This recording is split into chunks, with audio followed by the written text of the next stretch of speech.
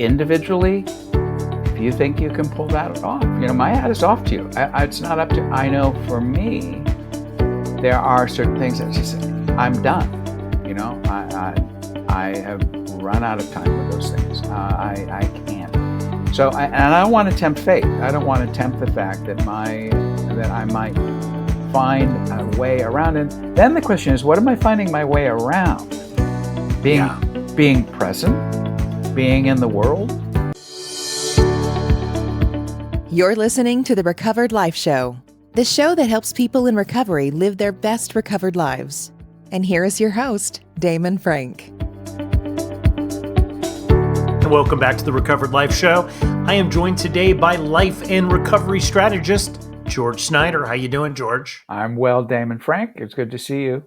Good to see you. Interesting topic today. Yes. I was watching CBS Sunday morning and also reading online to an article on Healthline about a comment that Demi Lovato, who is a singer, made, that she is, quote, California sober. California. And I want to do an episode with you to see, what is California sober? What does that mean? It's a really good question, Damon. Apparently, and a lot of people have asked, apparently you stop doing a drug of choice that's nearly ruined your life. Not completely, because otherwise you wouldn't be here to stop. So I think in Miss Lovato's case, she stopped doing heroin, which is commendable. And I think what we might call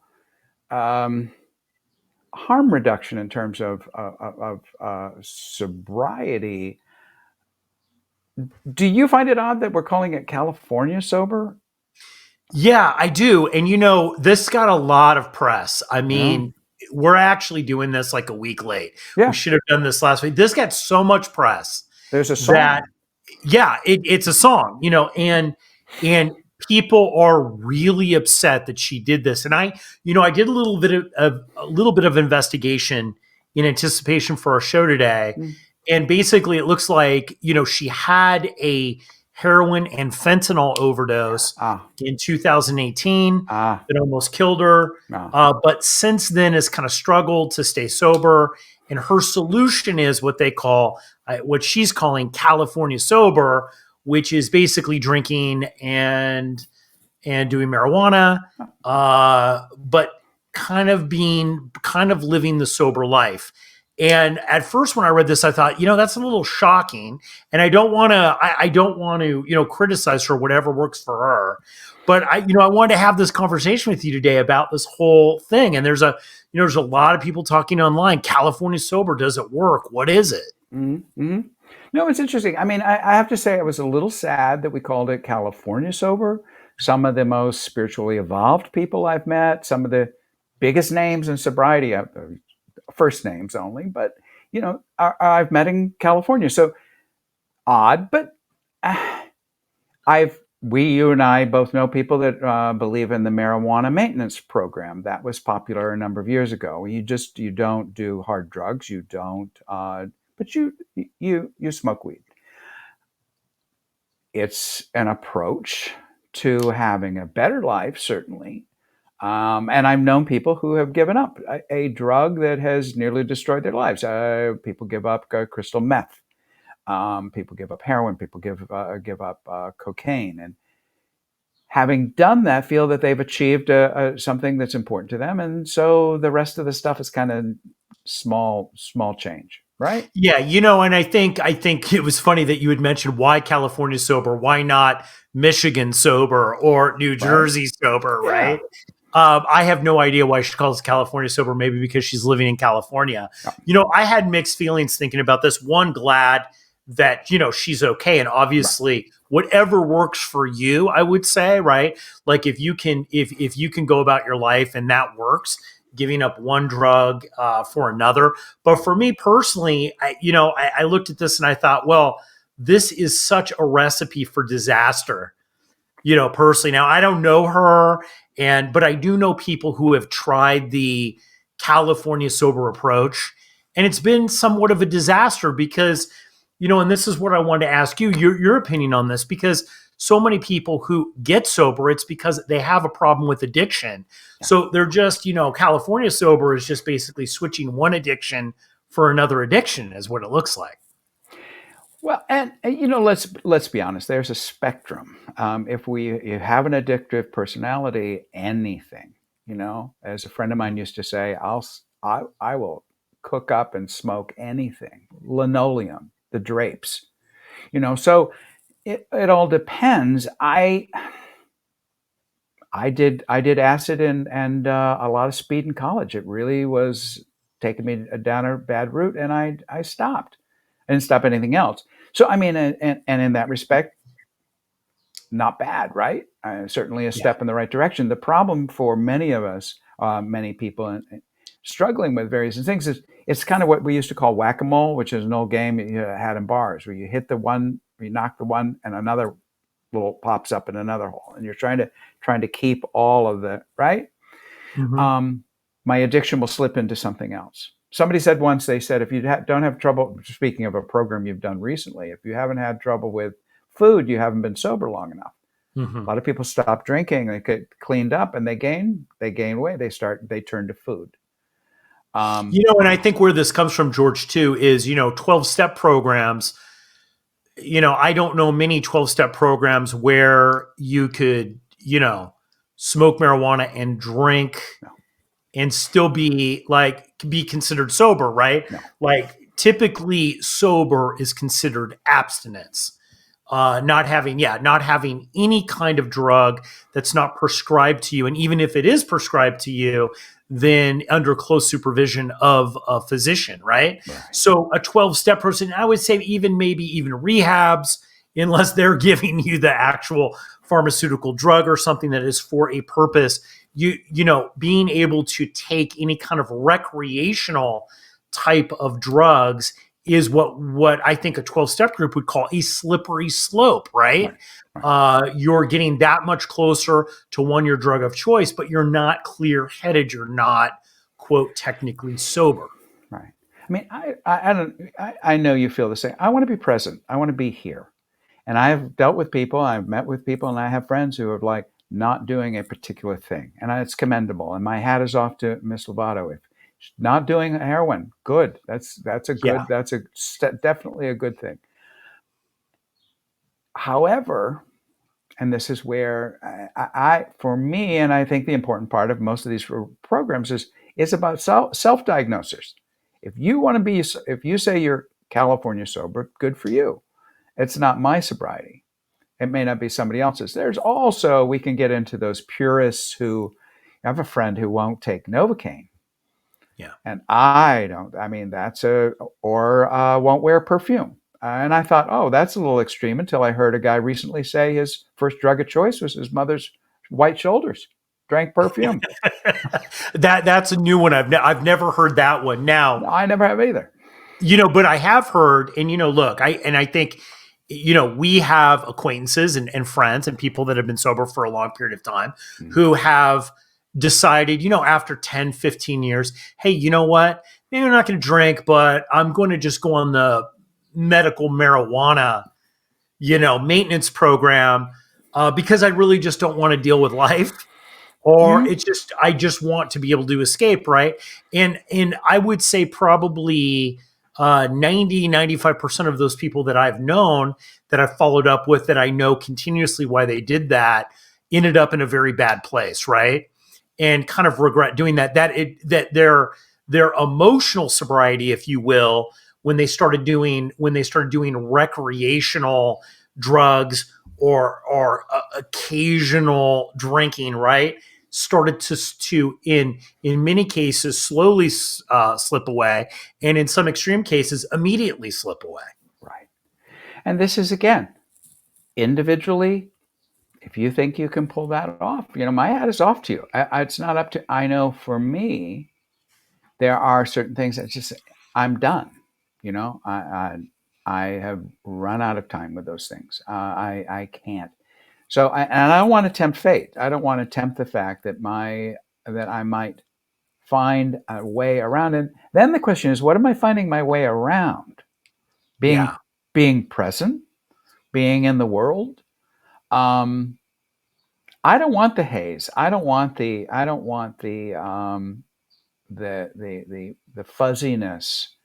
I want to be here. But I know for a lot of people, and she's young and she's talented and she's in an exciting business, and I can see why. Let's not end the party quite yet. Can't we just sort of bring it down, bring it down a notch?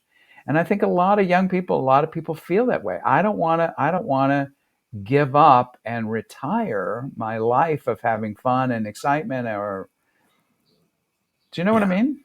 But I think this is the reason why I want to do this episode, because this is an actual common thought, and I think more people in recovery actually think this Mm. than say it. Well, hey, marijuana is legal now in some states. I can just go and it's okay. I'll get a doctor's note and it will be all right. Or maybe I can drink certain things. Maybe I can just have wine instead of whatever. I think and my hat is off to Demi if she can really, if this works for her. But I think in some ways I find this very sad, because I found after I watched this news article or watched this thing online and then read the article, it kind of came to me that the whole point of sobriety, the whole reason to be abstinent from drugs and alcohol, the whole purpose of wanting to live a sober life seemed to be missing there. Right, the whole nucleus of what actually works for long-term sobriety in those comments seemed to be missing. I don't know. Did you feel that way? Yeah,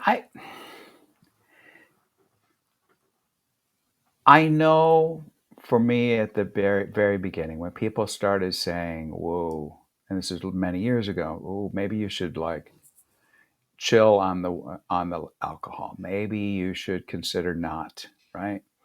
And selectively, I could do that. I remember being they'd pass the joint, and it would be, "Oh, don't give it to George. Don't give it to George."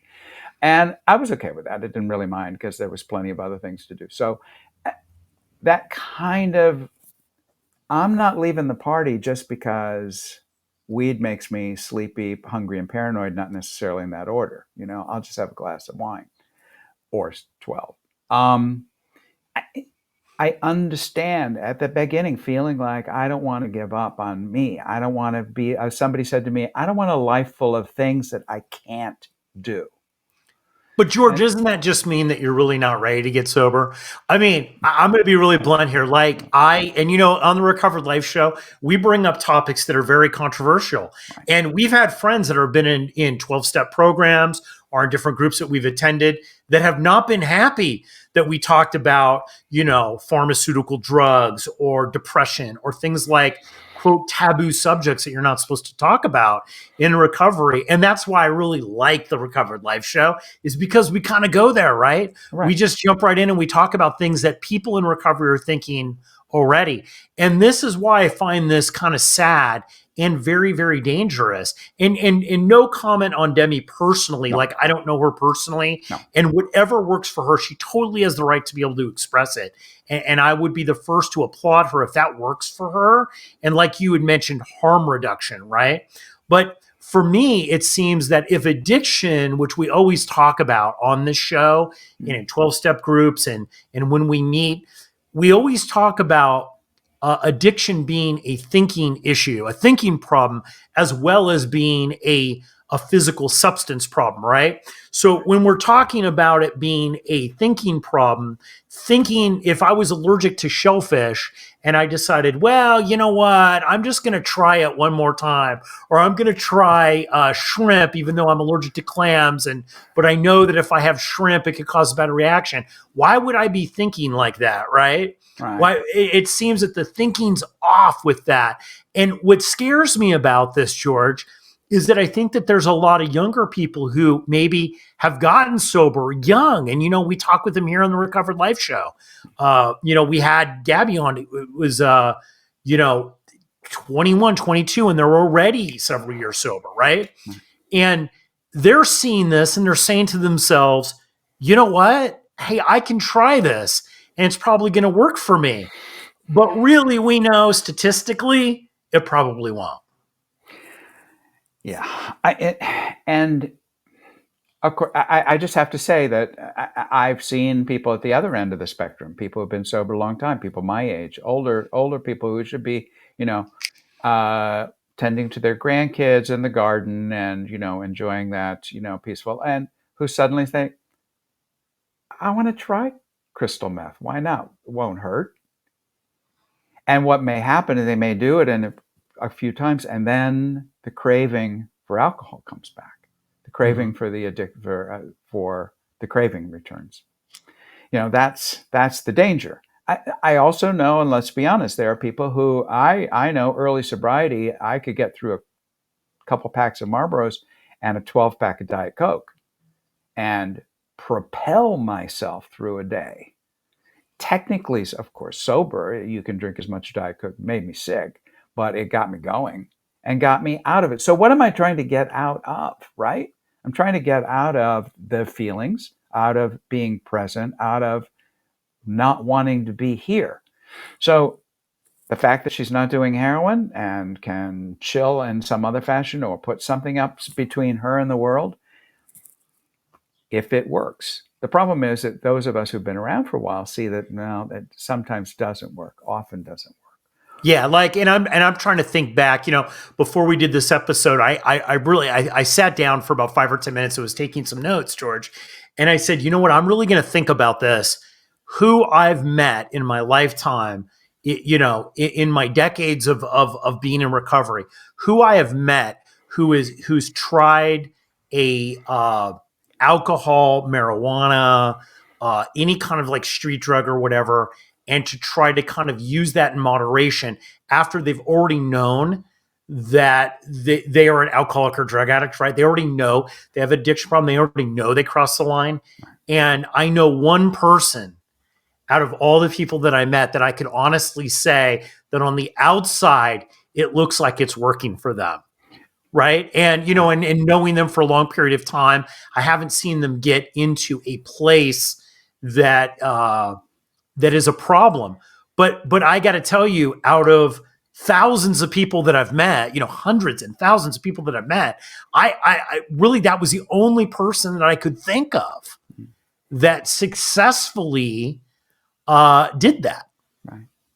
The other kind I see are the people who are like, well, how about something that's not technically, Listerine. And I said, oh, please, who could get drunk on? And then I've met people who have literally managed to lose their sobriety over Listerine. And Exactly. And and there's that, you talk about that fine line. Okay, anything addictive, does it mean that if you drink coffee that has caffeine in it, that you're, quote, California sober? Now, I don't say, like, look, we've talked about the harm of sugar with people who have addiction problems, especially alcoholism. The harm of sugar with alcoholics, it's pretty obvious it doesn't do great things for alcoholics, right? But there is a difference, though, I find, between eating sugar and having caffeine and in moderation, right? And smoking marijuana. Like, for me, that's where, as a sober person, that's where it crosses the line, where I have to say to myself, that's not even, New Jersey sober. That's no sober, right? Let alone California sober. And it can begin innocently enough. I understand. I mean, I've had people who have said, but they were pain meds. I had just had open heart surgery. I had just had an operation. I was in a lot of pain.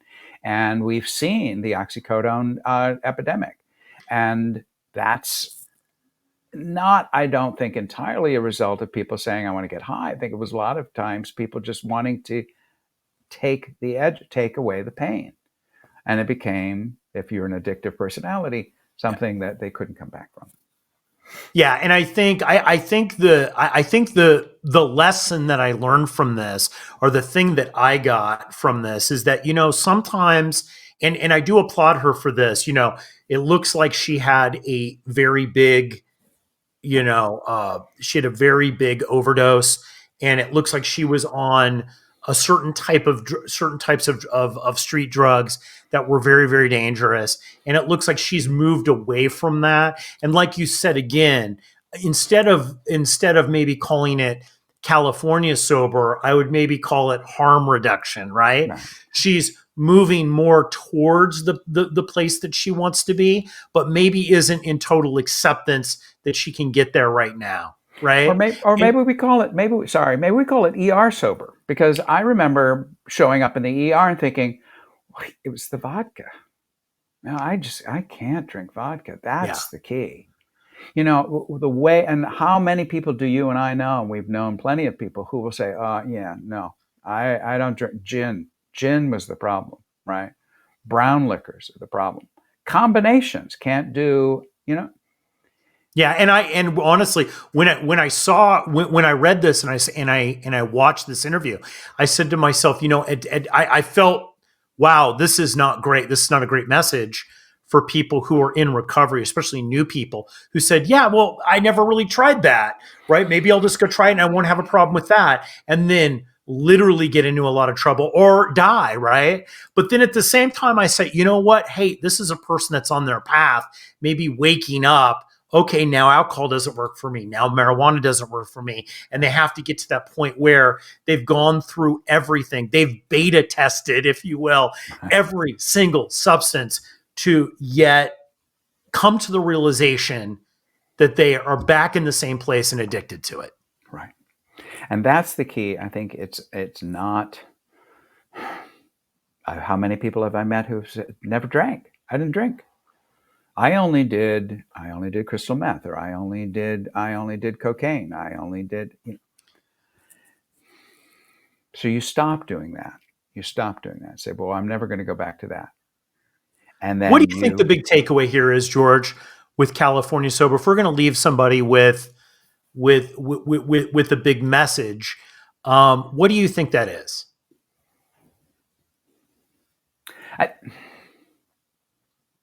Again, I get to decide what I call sobriety for me, what I call recovery for me. I know what it feels like. I know when I look in someone's eyes and I know that they're present with me, right? But not everybody wants that. And the only question I would have for somebody is, you really want to think that through. You really want to think that through. If that's good, but if it works, I hope maybe it does, or maybe you're just postponing and kicking something down the road that you're going to have to deal with later. She's young. I've had many good friends who've gotten sober at her age, but I've known plenty of people that had to take a lot longer. In my 20s, I was not interested. I was not interested. What am I trying to get away from? I guess that's what I want. Or what am I guess, or even something more simple. A simple question is, what are you afraid of? What's the fear? Of missing out? FOMO? Is that that the party is going to be over and I won't have fun anymore? I said that when I first go, well, I'll never get a chance to celebrate. And then I discovered that every day that I didn't pick up, every day that I didn't drink was a day to celebrate, right? George Snyder, thank you so much. Thank you. Love your comments on this. This has been a really fun episode. I want to keep the conversation going on recoveredlife.us. And I know that you're on there and you'll be answering questions regarding this show and California Sober. And I look forward to seeing you online. See you there. Keep the conversation going. Join Recovered Life, a community of like-minded people who are looking to live their best recovered lives. Membership is free, and you can apply at recoveredlife.us.